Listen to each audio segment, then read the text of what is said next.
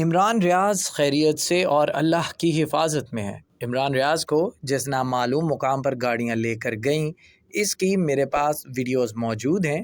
کچھ ایسے شواہد عدالت میں پیش کروں گا جس سے واضح ہوگا کہ پولیس نے اس معاملے میں پارٹی کا کردار ادا کیا۔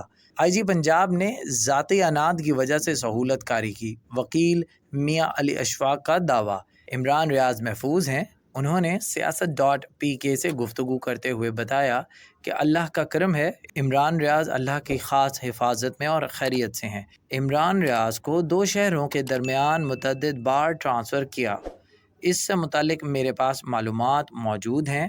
انہوں نے مزید کہا کہ گزشتہ 1.5 سال سے عمران خان ریاض کو اپنے طرز صحافت کی وجہ سے مخالفت کا سامنا کرنا پڑ رہا ہے۔ عمران ریاض کسی کیس میں بھی مطلوب نہیں ہیں۔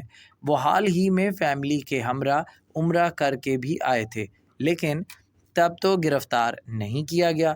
سیالکوٹ ایئرپورٹ سے گرفتاری کے بعد ایک جعلی قسم کی کہانی بنائی گئی اور نظر بندی کا حکم بھی جاری کیا گیا۔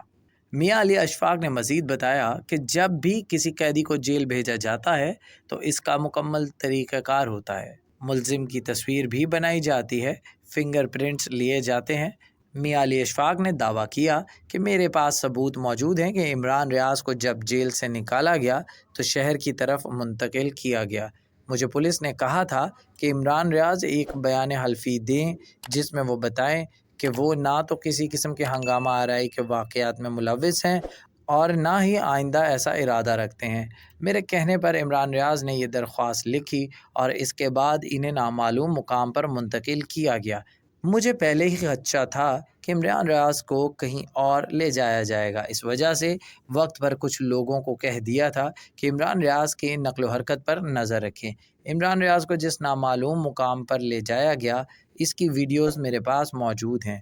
عمران ریاض کا آخری ٹریک ہم نے پاس رکھا ہے۔ جب پولیس کو پتہ چلا کہ میرے پاس ویڈیوز موجود ہیں تو دوبارہ نہیں جیل لایا گیا۔ وکیل کی جانب سے سوال اٹھایا گیا کہ شام کے بعد کسی قیدی کو جیل سے رہا نہیں کیا جا سکتا، تو پھر رات گئے عمران ریاض کو کس نے رہا کیا؟ اب عدالت کے سامنے کچھ ایسے شواہد لاؤں گا جس سے واضح ہوگا کہ پولیس اس تمام معاملے میں ایک پارٹی کا کردار ادا کر رہی تھی۔